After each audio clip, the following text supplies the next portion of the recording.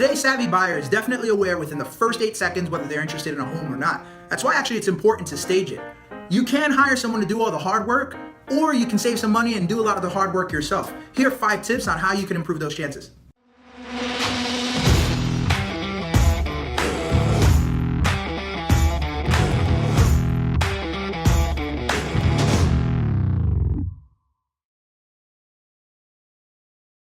Tip number 1, declutter. I'm talking about as a standard 50% of your belongings. Highly personalized items specifically like family photos, paintings, excessive or outdated furniture.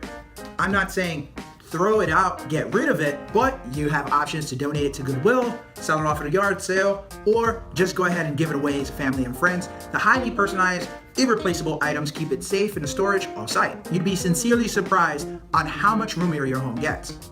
Tip number 2, and now that the clutter is gone, it's time to deep clean.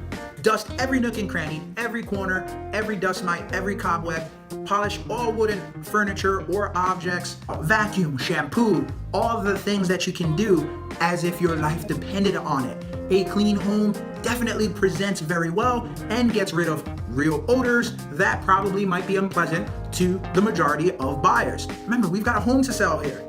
Number 3, if you haven't painted over the last year, it might be a good time to do so.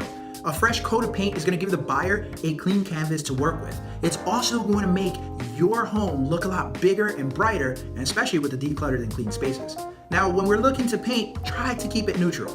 The beige, gray, off-white, or even white, just to be safe. Try to keep it from being personalized. Number 4, kitchen and bathroom are the highest targeted areas in a home, which buyers can either pay top dollar for or absolutely walk away from the home. So it's quite essential to be sure the home is in impeccable shape, particularly in these areas. No one wants to eat in a dirty kitchen, consequently doesn't want to bathe in a dirty bathroom either. The presentation is crucial. Another important question that's asked is whether or not to buy new appliances. Every situation is different, but heed to these simple guidelines. As the National Association of Realtors took a survey over the last 3 years of buyers, and this is what turned up. Buyers are somewhat interested in homes that feature new appliances. 17% surveyed preferred stainless steel. Most important to buyers was that they were available. However, buyers that didn't get the sought out appliances would have paid an additional $2,000 if they were. Typically, buyers want to purchase a home with appliances already included and are willing to pay extra if those appliances are brand new or close to. If it's in the budget, you might want to think about getting into that direction, as it might be the feature that separates your home from the home across the street. If it's not in the budget, that's okay. As long as you can present to buyers pristinely working and clean appliances, you're fine. Lastly, number 5, rejuvenating or replacing old, used, or broken hardware and fixtures.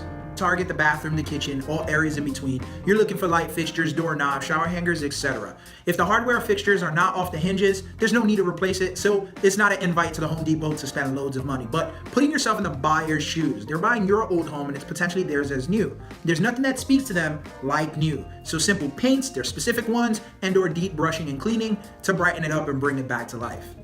This is Efren Reyes once again with Douglas Elliman. If this video offered you any value whatsoever, please like, share, comment, definitely subscribe, but most of all, be well.